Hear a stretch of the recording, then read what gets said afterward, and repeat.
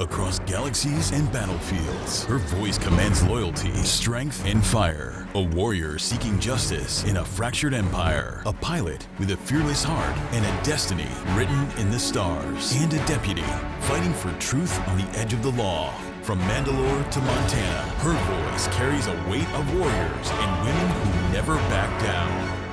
The voice and force behind some of the galaxy's boldest icons. Welcome to the stage, Katee Sackhoff.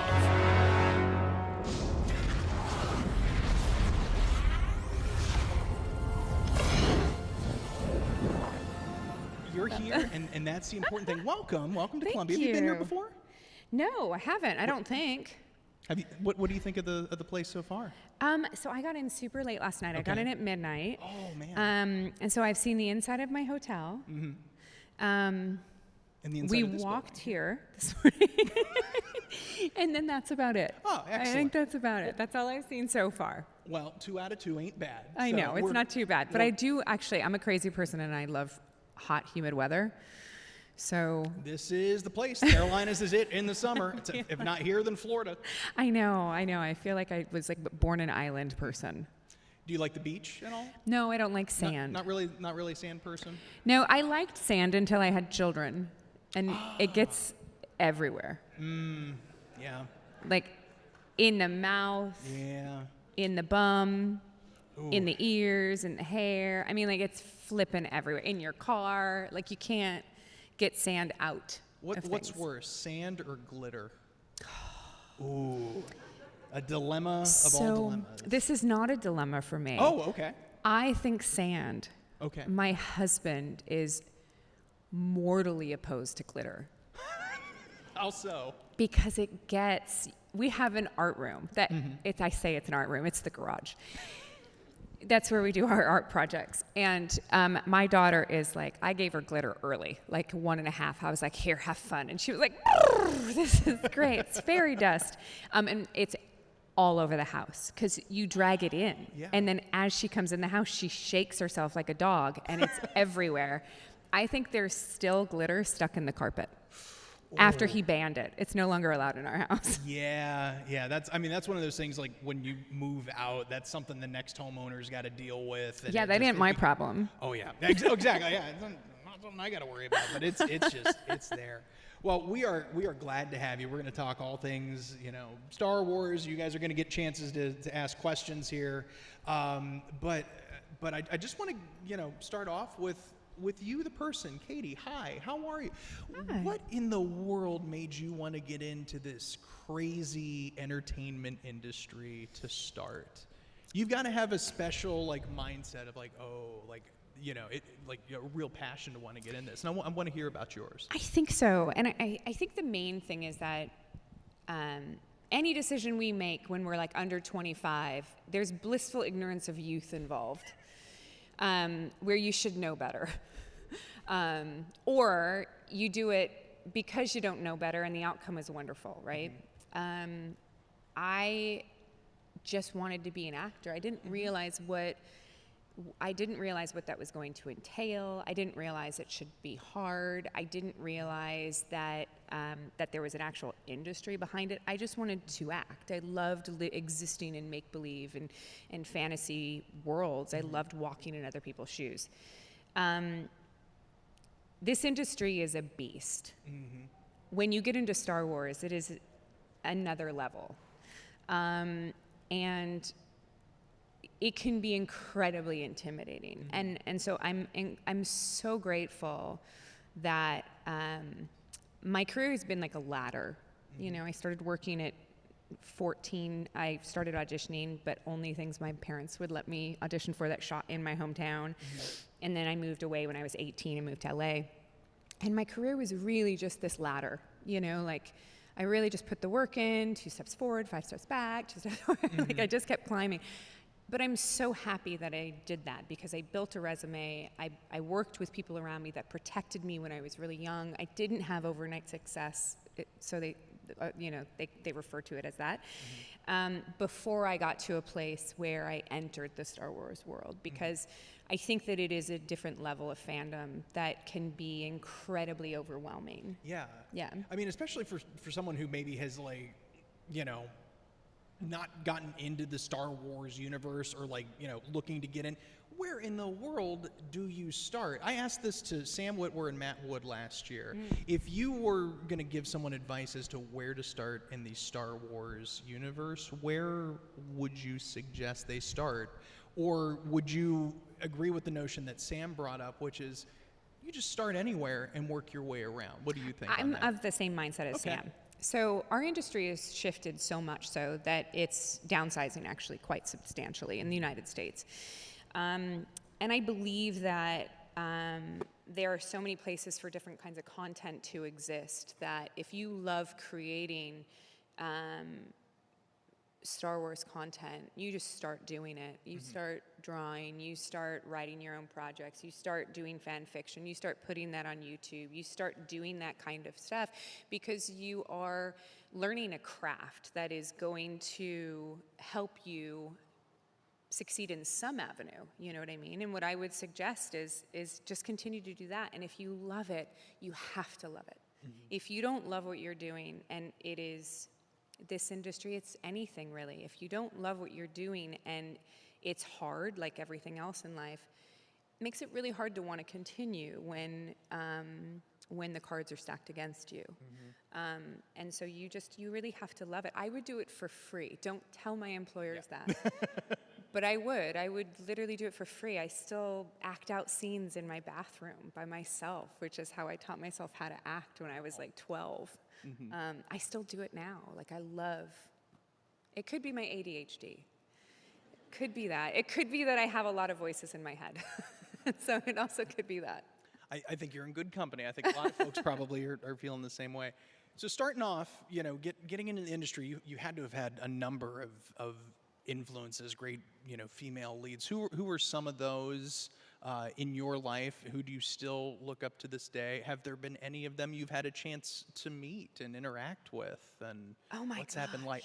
It's a very loaded question. So, and we got plenty of time, so it's okay. Yeah, it is, but it's also super simple. Like growing up, I didn't really look toward women that I identified with on screen because I didn't see a ton. I identified with character, with archetypes that I enjoyed. And so I would want to be Bruce Willis and save the Nakatomi building. I loved Arnold Schwarzenegger. I loved Sly Stallone. I loved action movies growing up. I loved old spaghetti westerns. But my dad introduced me to Star Wars, and I fell in love with Harrison Ford. But also, just seeing Leia, I was like, wow, this is amazing. But I identified more with the guys. I always did. I loved seeing her exist on camera, though. She was strong, she was capable, she was still feminine, she was all of the things that I also really loved. And then you had like Linda Hamilton and Lucy Lawless and Sarah Michelle Gellar and Sigourney Weaver and like these women that just started coming out, like that existed in genre because that's where people felt safe seeing strong women. And so I always sort of gravitated toward genre work. And Linda Hamilton did kiss me on the mouth. I know, I don't feel special. She kisses everyone on the mouth. I didn't know that at the time. I thought it was like really special. It's not. That's how she greets people. I was like, oh. It's like going to the grocery store. Hey, you get 10% off this. Oh, it turns out everybody does. I know. Go figure. So one of your early roles, we'll say arguably your breakout role, was as Kara Starbuck Thrace in Battlestar Galactica. Truly iconic, if we're being honest here. How did that come about? How did that, walk us through all of that. I mean, it just, how you were feeling, how you came about it, and when did you know that role was a pivotal moment in your career? God, it's like 25 years ago. I know. Lord help us but still, all. right? I mean, come on, we've seen it here, right? Yeah. I mean, one of just brilliant work. Brilliant work. I remember up until that point in my career, I really played stereotypical blondes. I played really unintelligent girls that you wanted to die in horror movies. I played, I said like a lot. I was like, I had a really good Valley girl. I did all of the like really, really dumb blonde, antsy teenager type projects. And when I saw the script for Battlestar Galactica, it was the miniseries. And it had the mission statement written by Ron Moore on the cover about what he was wanting to create with the series. Mm-hmm. And as soon as I read and that opening sequence of Starbuck running down the hallway, I instantaneously knew if I could book this role, it would change my career. Mm-hmm. I was 10 years younger than who they wanted. I auditioned in like stiletto heels because I don't know why I thought that was a good idea. But in my mind, I was thinking if they want me, if they think I'm right for it, it doesn't matter what shoes I have on during the audition. I'm going to wear what I want to wear, which ultimately is pretty much who she is. But I auditioned for it many, many, many times, and I just kept going back and back and back, and then the casting would say, she's not right for it, they really want this, and I would be like, please just ask them if I can come in again. Just let me come in again. Just let me come in again. Mm-hmm. And then I remember doing the reading with Michael Reimer, and being in this room with him and reading the character and just knowing that it was mine. I knew that it was mine. I could tell the way that he was interacting with me, that it was different. And I was like, this is it. This has got to be it. And then I tested with Jamie Bamber and one other guy to play Apollo. And I tested against Grace Park for Starbuck. Mm-hmm. And when I walked out of there, my manager called and said, so how did it go? And I said, it was wonderful. There's this awesome woman there that they should cast as Boomer because I'm getting Starbuck. And that's what happened. But it took a lot of auditions. I think I ultimately auditioned 6 or 7 times. Oh, wow. Yeah. Before all that happened. Mm-hmm.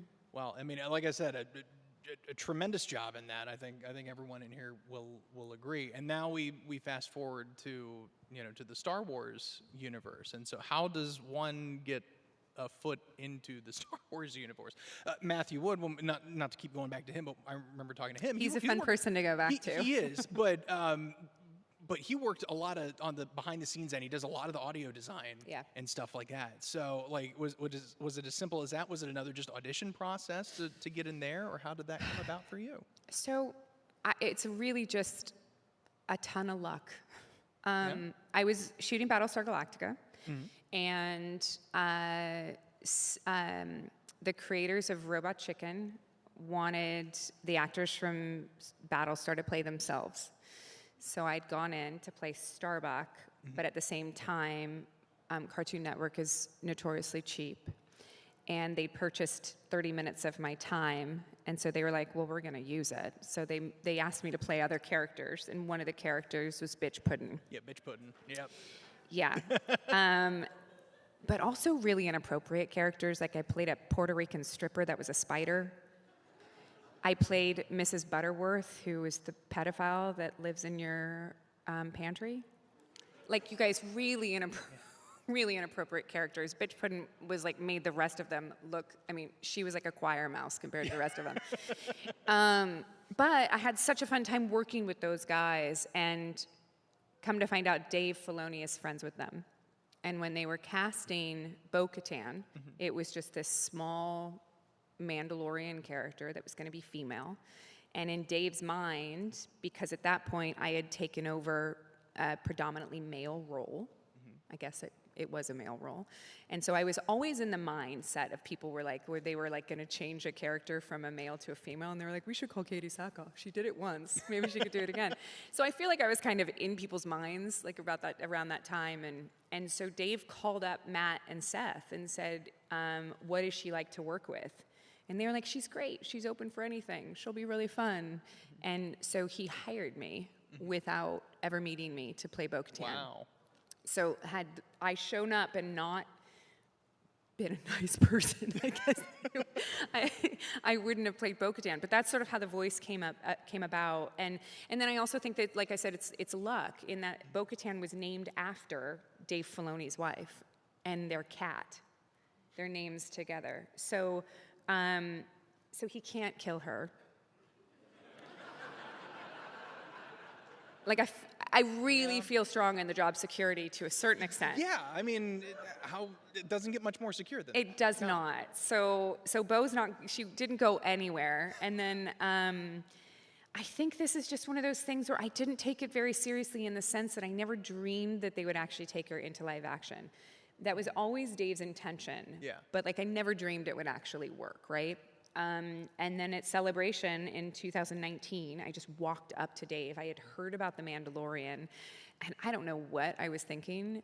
We're friends, so I think I was just ribbing a friend. And I walked up to him and I said, so this Mandalorian show, Bo's alive, right? Would she exist in the timeline? And he was like, yeah, she'd exist in the timeline. And I went, that's interesting.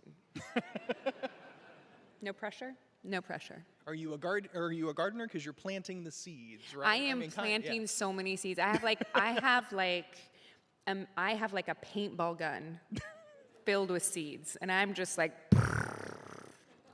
everywhere with flower seeds. An interesting way to garden, right? I wonder if anyone will try that now. One of them's gonna grow. I would hope so. Yeah. And so that was sort of the intention. I was just joking with Dave, and then about. I don't know, 6 months later, I got the call to sit down with Jon Favreau. And so I think that long-winded answer was, I just don't think I've ever had a lot of fear when it comes to putting myself out there and taking chances. And if it's gonna work, it's gonna work, you know? Is that also similar advice you'd give to someone who's trying to break in? Just have no fear and go for it? I think so. You know, I think you have to have a certain amount of desire and drive to get into something that is, it's hard to explain this. Somebody asked me the other day, we were talking about imposter syndrome. I still suffer from it quite a bit. And somebody mentioned Ilana, the rugby player. I don't know her last name. She's all over social media. I'm sure you know who she is. She plays for the United States women's rugby team. She's a fucking beast of a wonderful, phenomenal athlete. She's amazing. And they were saying that somebody asked her if she has imposter syndrome, and she said, absolutely not. I worked for this. I earned it. I don't have imposter syndrome. And the comment was made to me in a sense of like, so you should feel that way. And it came from a wonderful, beautiful place. So I agree. I wish that I could feel that way. The difference is when you're an athlete, you put the work in, you work your butt off, it's a very clear line where you're going. If you're the best person on the field, unless you're a complete crazy person, you usually get the job or you beat the people around you. There's a line. You cross that line like before everybody else does, you win. Acting in this industry is very different. It's an art form. It's completely subjective. One person can love you, another person can hate you. You know, there are people in the world that arguably think I'm the worst actress who's ever gotten a job. They're entitled to that opinion. If I believe the people that say that I'm talented, I also have to believe the people that say that I'm not, because they're both right. So it's a really hard industry to break into when it's so subjective. Yeah. Yeah. Going back to Star Wars and our talk of Bo-Katan, you have the rare distinction of playing Bo-Katan both in the voice role and in live action. How difficult was the switch to do, to do the other? It was quite difficult, and live action is where I started, so I'm much more comfortable on camera than I am in the booth. In the booth, I always feel like, oh my gosh, I'm not as talented as these people who can do 8 million voices. Like most of my characters kind of sound the same. And so I get like this really intimidated thing about it. But with live action, it's very different. Like I can always I usually find my characters very quickly. I know who they are. I can identify with a certain aspect of them. With Bo, it was difficult because I wasn't the one who established her. I didn't establish how she moved, what her face looked like any of that. It was the animation. And so finding her in that physicality was difficult because I never quite feel comfortable that still. If you guys, I move constantly. My face is very expressive. So you'll notice that when I play Bo, my hand moves all the time because the energy's got to go somewhere because I can't sit that still. And so I then took that and made it part of her character. It's how she thinks. It slows her down. Bo moves her hand like this because she's very calculated. She doesn't speak unless she's meant to speak. She doesn't want people to know anything about her unless she wants them to know. And so for me, that was her channeling her energy for the same reason. So I had to give her pieces of me in that sense. So it's sort of working backwards, which makes complete sense, I guess. Some of those pieces of you, what do you think are some of those keys that go into that people may not realize? So someone told me a long time ago that if you can't get rid of one of your physicalities as an actor, you need to make it part of the character. The more you fight to make something go away, the more of a detriment it's going to be to your work. So if you're a person that moves around a lot, if you're a person that fidgets, if you're a person that can't focus on people when they talk, I just make it part of my character.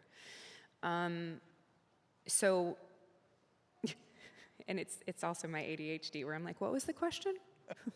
Well, like what elements of you right. do you bring to? Yeah, so I think it's that. I think for Bo,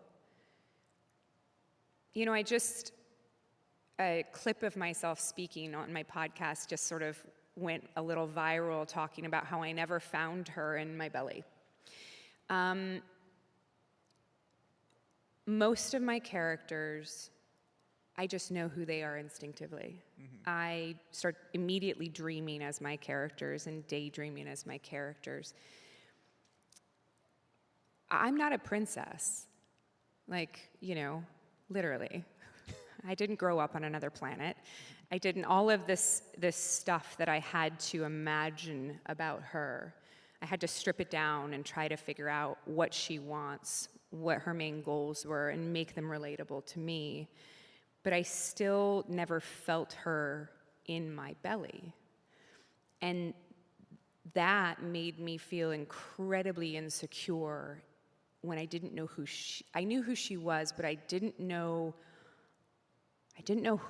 what she felt like inside. I didn't know what her deepest, darkest secrets were, and I always know that about my characters. And I realized that she doesn't know either. She is lost. She is second-guessing herself. She is insecure. She has always had imposter syndrome. She is the second-born. Her sister was a leader. Who are you? We see this a lot in royal families. The firstborn, becomes the politician. What happens to the second-born? You become Prince Harry. Not that that's a bad thing. It's a joke. I'm sorry. You know what I mean? But But so who is Bo? Where's she going? What does she want? These are all things. She doesn't feel comfortable. She has imposter syndrome. Okay, Katee, you get that. Just do that. Just do that. So my insecurities, my lack of being able to connect with her made it easier to play her distance. She doesn't let people in. She protects herself, all of that stuff. Yeah, it's a very long-winded answer. Well, if you can let us peel back the curtain a little bit, tell us about what you like to do in your free time. What makes Katee Sackhoff happy outside of the realm of acting? Where do your passions lie in life? Where do you hope to be, 2-3 decades from now when, this is, when all of this Mandalorian everything is the highest grossing stuff of all time? where do you hope to be? What do you enjoy doing? And I guess to wrap it all up, where do you see yourself down the road? You guys, I have chickens. God, I love chickens. Oh yeah. Yes, they are crazy. They're little prehistoric demons. Yes. But I don't have any males. I mean, I don't think. If I do, we're gonna. But like, there's so many things, like phrases that we have in our language to describe, our own attributes that come from chickens. Mm-hmm. Like right now they're figuring out their pecking order, and like the ones that are that have the power position are like demons. They're like taking out the other ones, and it's always the smallest one, which I'm like, get them, like go. And I watch them, and they're nuts, and I love chickens. Wow. It is the most. I know you're laughing. Get a chicken. Don't get one. Get 4. Don't get 4. Get 20. Because you can just, like, it's meditative. It's the weirdest thing. I can just, like, lose myself in, like, watching chickens all day long. It's really strange, and I'm so sorry. But that's one of the things I love to do for fun. I've grown up a lot since I used to, like, race motorcycles and stuff. And then I have children now. It's, I waited to have kids till I met the right person, and was much older than, is expected in society, I guess. So my kids are very young now. I have a 3.5-year-old and a 1-year-old. And God, they're just like, it just instantaneously changes everything. Like my priorities and my entire life shifted.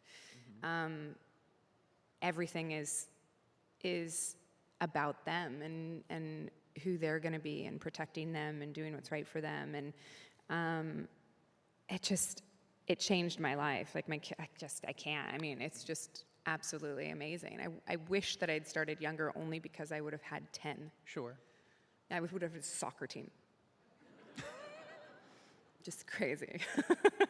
That's really cool, though. And that's the kind of stuff we like to get to know in these panels. Life outside of the world of acting. And don't get me wrong, we're going to have plenty of questions here. In fact, I want to turn it over to the audience now to ask some questions. But it's always nice to get that kind of insight. So thank you so much for sharing that with us. Yeah, of course. Let's go around. My friend Lauren's going to bring some microphones around. We'll start right up here in the front. Just do me a favor. Keep your hand raised so that way Lauren can go find the next person. Say your name, where you're from, and ask your question. Yes, sir. Hello, my name is Jonathan Dykes. I'm from Columbia, South Carolina, and I have been following up on the Star Wars series, including watching its spinoffs, including Star Wars Rebels and the Clone Wars. Mm-hmm. And I did enjoy seeing your character in action. The first time I saw her was in Rebels, and I do play Fortnite, and I would love to see her as a playable again in the game. And tell me what was harder. My first question is, tell me what was harder for you playing your character, either in live action or in animation. And the second question is, since I used to watch Battlestar Galactica, I now know that you play Starbuck. And do you think that there should be a team up between both Bo and Starbuck in the future? I mean, that would be pretty awesome. So that would be pretty awesome. Yeah. I don't know. Do you think that Starbuck and Bo-Katan would like each other? Kind of a mixed reaction. One profound and yes, the other's not so much. Yeah, absolutely. So it's different. When I originally started playing Bo-Katan, my job was not to make her my own. My job was to deliver the performance that Dave Filoni wanted and what he envisioned for the character. So I really just listened to Dave and did what he thought I should do with my voice. And ultimately, when we had the line read or the episode was done, I just moved on. In season 2, I think the biggest thing I had to contend with was just my nerves and my excitement of like actually being in Star Wars live action. And the first time I saw myself in the Mandalorian suit with the wig on, Dave was next to me and we both cried. Like it was really cool. So that, again, season 2 was really just, I didn't want the character to be jarring to the people that didn't know who she was, who hadn't seen Clone Wars.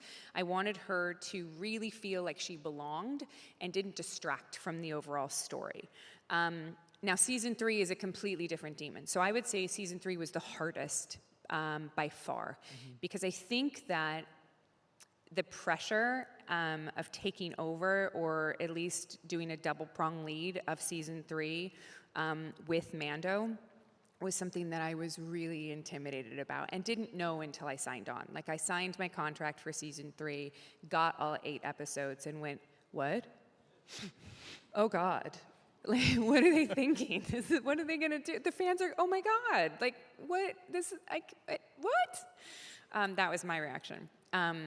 So I think that was the most we'd ever seen Bo. For 8 episodes straight, back to back, was the most that the audience was ever going to see and know of her. So I really, at that point, felt like I had the ability to bring more of myself to her and more of what I wanted her to be.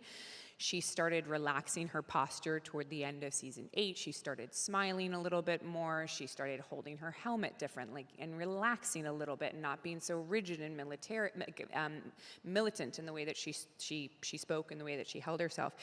Those were things that I felt like I wanted to bring in, and I had more of an opinion toward and was taken more seriously about. So season 3 for sure. Good question. Yes. Let's make sure we got a number of people with their hands up. We got one more in the back. Stand on up, sir. Hello.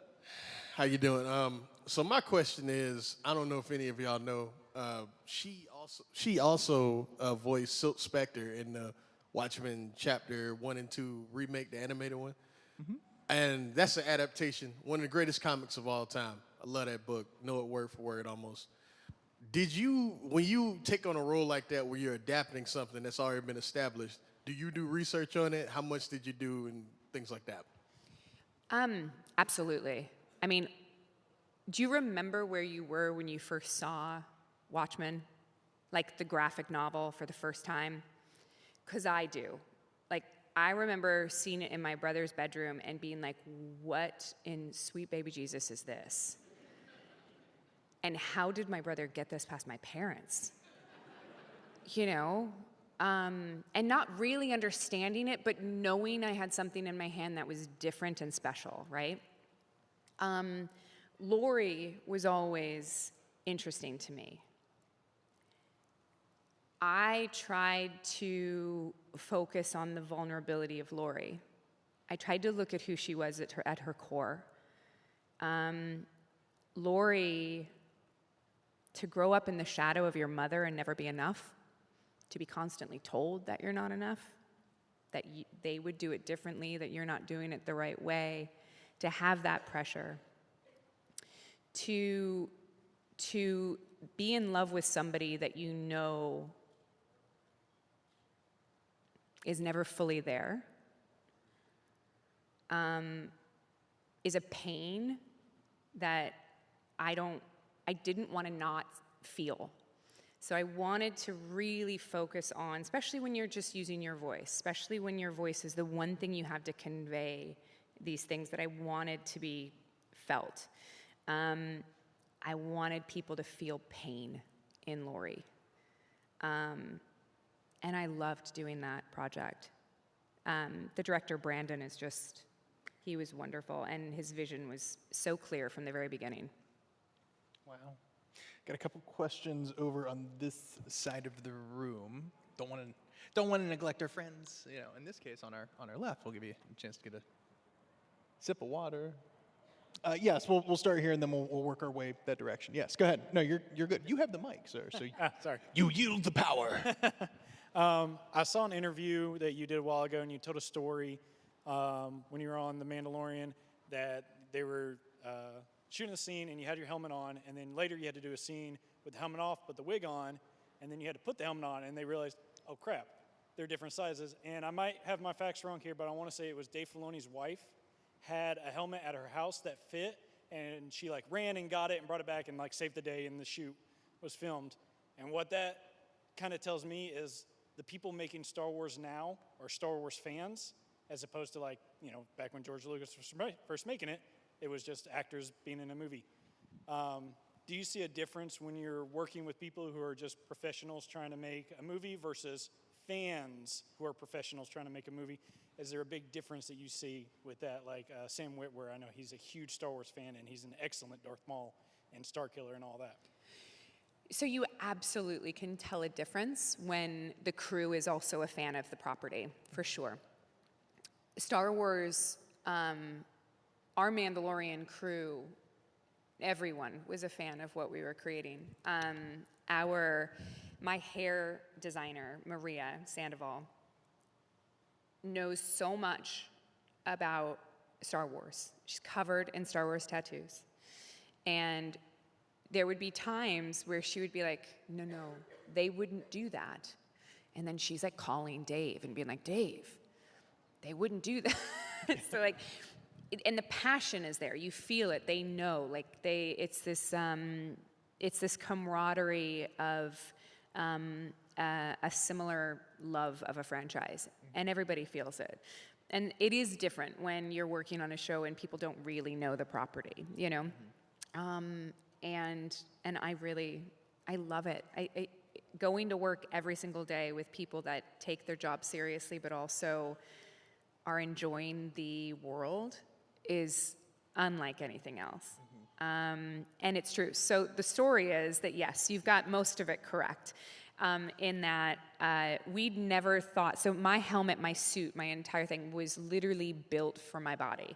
When a few years ago, like 15 years ago, I did a Power Rangers short where I played the Pink Ranger.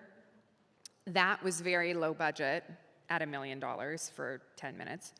And to make my suit for that, they did a cast of my body, which took hours. And like straws up the nose, you've got to stay as calm as you can. It's very claustrophobic because they're putting plaster Paris like over your entire body.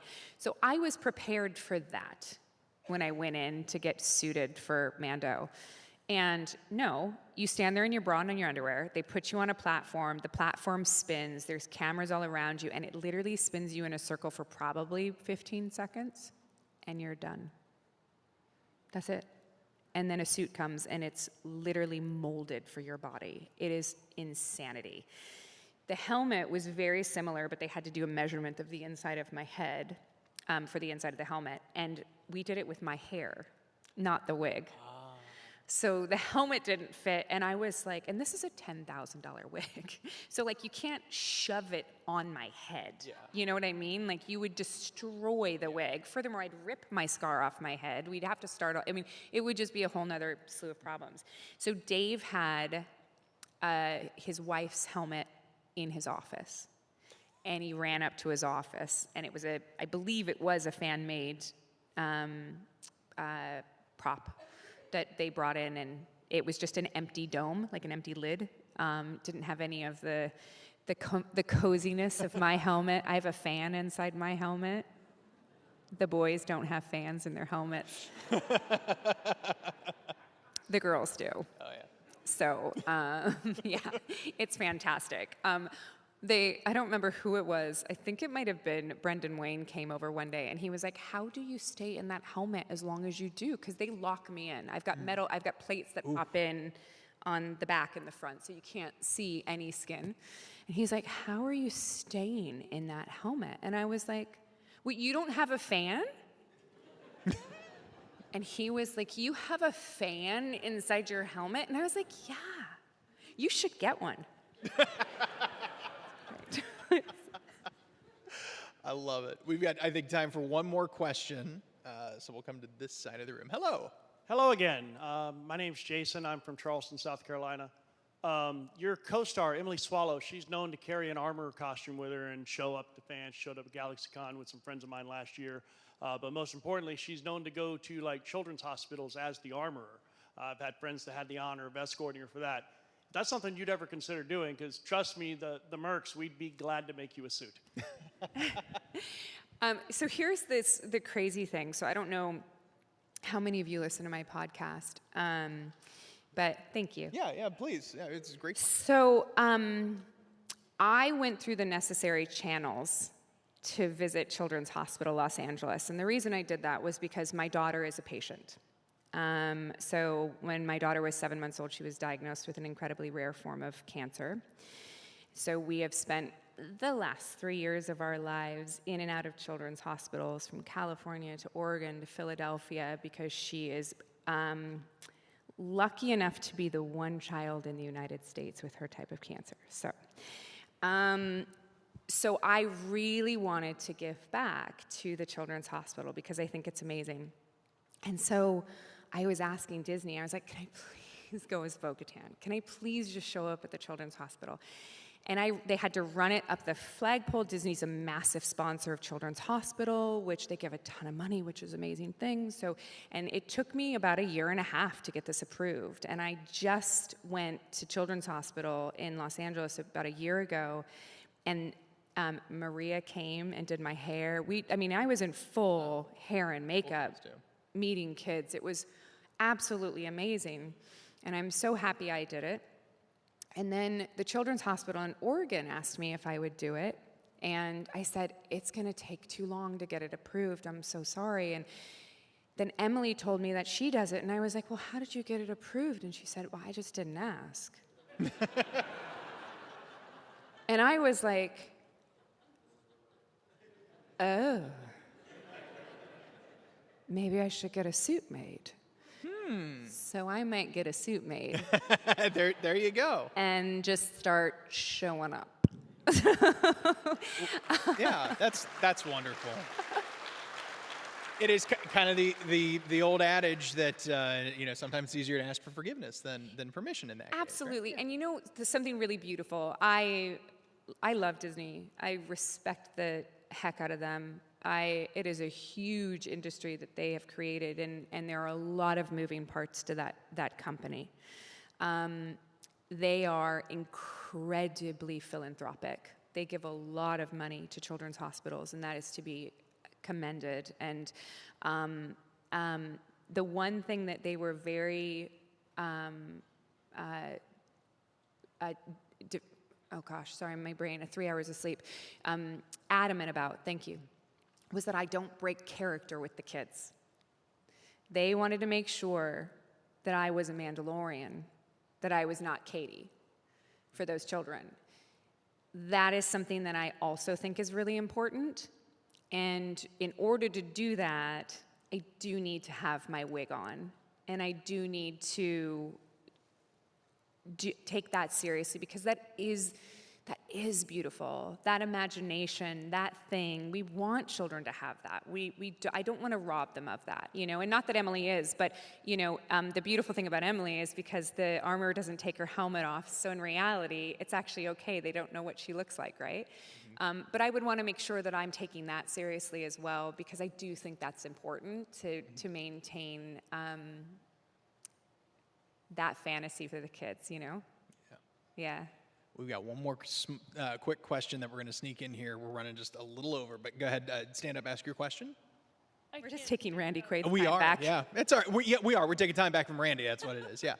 Hi, my name's Emily. I'm from Myrtle Beach, South Carolina. Real quick, my dad loves you in Longmire. And when he saw you in The Mandalorian, he was really happy about that, because that was the one person in Star Wars he recognized. He's 81, by the way, so that's a big thing.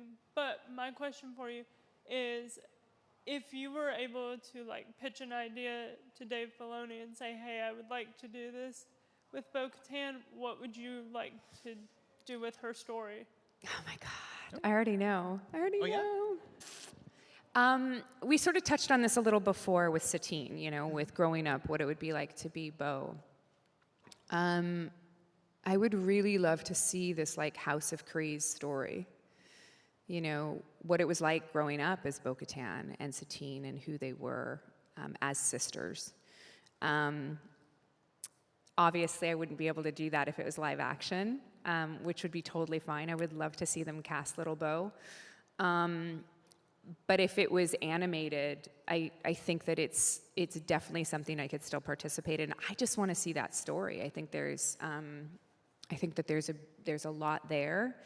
And ultimately, I want to see them rebuild Mandalore. I think that would be cool too. So I don't know. I've got so many ideas, but I definitely want to go. I want to go backwards a bit. So, but as we wrap things up here, anything you would like to tell us about that you can tell us about? Because we know how NDAs work around here. Or if not, is there maybe any place in particular that people should be paying attention for more information? Every job I have right now is NDA'd. Everything, yes. Like literally everything. I think that it's been announced that I'm in Carrie, which is awesome. I don't know if there's any horror fans out there, but so Amazon is remaking Carrie as a TV show. And what's really cool about this is that Mike Flanagan, who did Haunting of Bly Manor and Haunting of Hill House and The House of Usher with Mary McDonnell, like he's just phenomenal, and Mark Hamill, like he's amazing. And Life of Chuck, if you haven't seen Life of Chuck, you guys, it is beautifully odd. Such a good movie, right?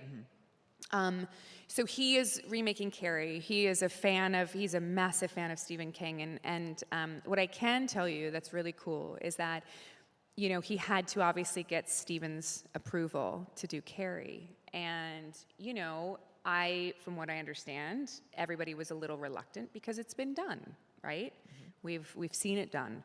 And Mike said, well, just let me write some stuff for you.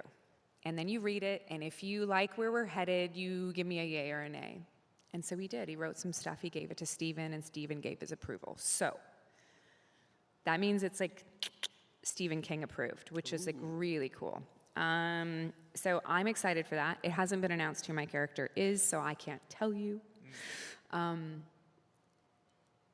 Oh my God, I wish I could tell you stuff. I can't tell you anything. But some big things coming down the Some the big pike? things coming. I can tell you that you haven't seen the last of Bo-Katan, but I cannot tell you what and when and how and why and all of that stuff. I can't tell you any of that.